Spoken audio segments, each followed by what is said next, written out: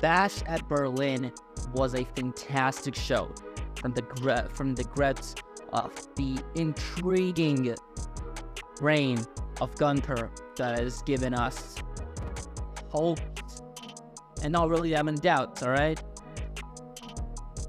Let's talk about the Bash at Berlin. First of all, I gotta say, good on production, dude. Fantastic shit. Work there has to look fun.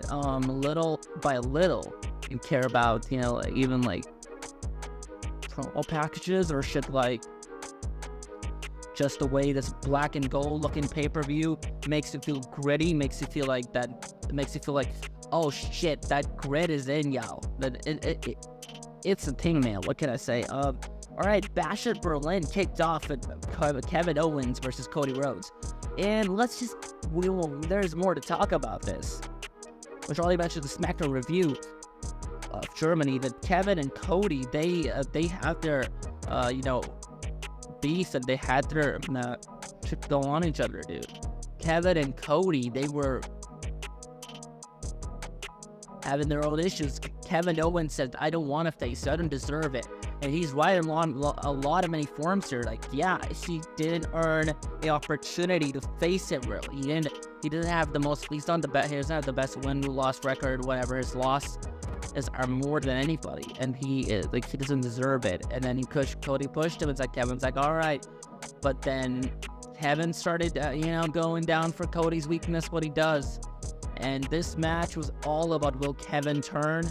Will Kevin turn heel? Will Kevin screw Cody? Every little spot there. Perfect scenario. I think mostly everybody really loved this match, I would say. It was quite an enjoyable match, but anybody would say. It was the story's right there. Kevin and Cody, they're having little hiccups here. They might be the best of friends. They might be having to shed the blood at Ring of Honor and PWG and all the wrestling promotions they did it through. But Kevin and Cody might be half brothers in a way, but still, it was like Kevin has the record of taking people out, but he said Kofi didn't deserve it. Every one of those guys deserve it. Of course, Jericho barely deserved it. Yeah, record of taking everybody out. Cody's former boss, in a way. Actually, not Cody's boss, but Cody's former colleague in AEW, Chris Jericho. So Kevin Owens and Cody's match, fantastic.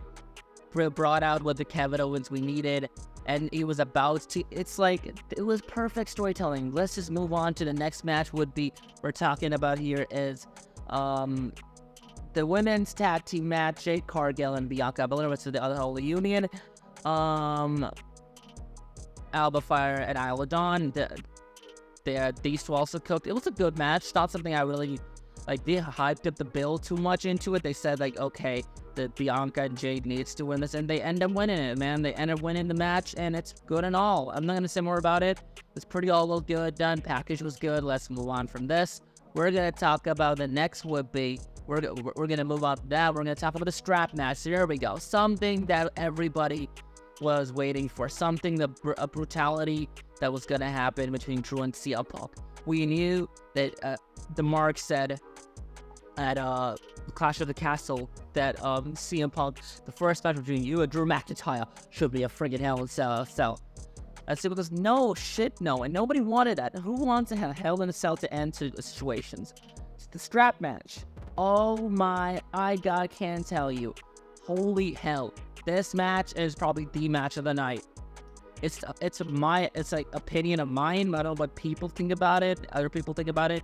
Is this the match of that? But I think other people do agree with that. It is like a point that you can argue with it. This is like the match of the night, man. It's like killed each other. Strap on straps. I love the old school concept of turning the light on or hitting the turnbuckles. Not the standard strap matches we've seen in AEW. It's a different kind of strap match where there's no pinfall and submission. You hit the buckles, you win. CM Punk with a Defiant Victory match was fantastic. Loved it, brutality, and worked so well. This feud is the feud of the year in professional wrestling in general.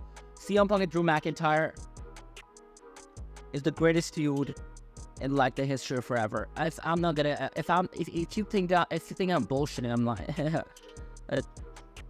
Check the track record. All right, we've seen some terrible feuds, a lot of quite recently.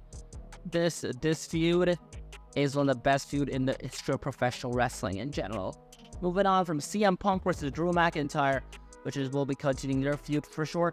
And this, the new Judgment Day and the Terror Twins, or like Judgment Day away. So, anyways, Liv Morgan and Dominic Mysterio against Damian Priest and Rhea Ripley. Was waiting for this mixed tag team match, and this was so hot. Crowd was going nuts. Dominic was getting booed like shit. Liv Morgan was great. Rhea Ripley was great, and this match was so fun. Like this feud, the story is so fun. I'm loving the two together, Damian Priest and Rhea Ripley being these baby faces, and now they're baby faces. The difference about this, they're good guys. You can relate with Damian Priest. Rhea Ripley was already uber over, like she was uber over, so over by the crowd. This is just the icing on the cake, man. This is some great stuff out there. Like this was some incredible match, incredible stuff. All right, we're gonna move on from that match to we're gonna talk about World Heavyweight Championship match with Gunther and Randy Orton.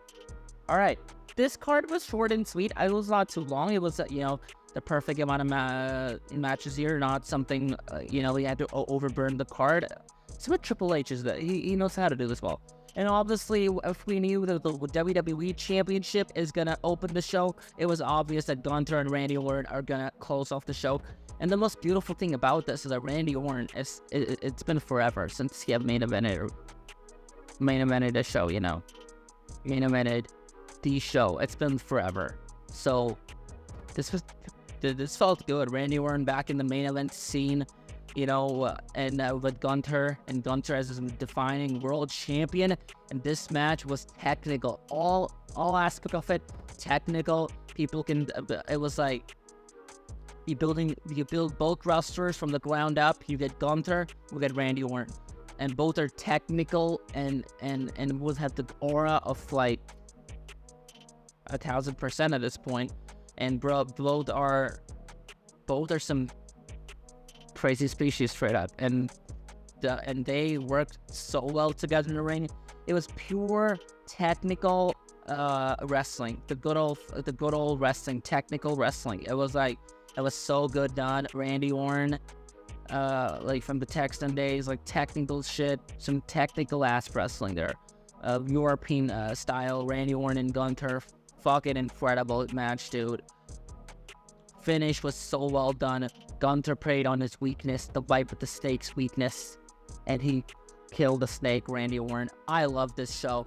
Bash at the Berlin was a fantastic show. Not only I wouldn't say my favorite show of the year, but it was an incredible show. It was an incredible show. This is what Triple H is. Paul Levesque. Every show is fucking delivering. This show delivered. More than anything, this show really delivered what it was supposed to be.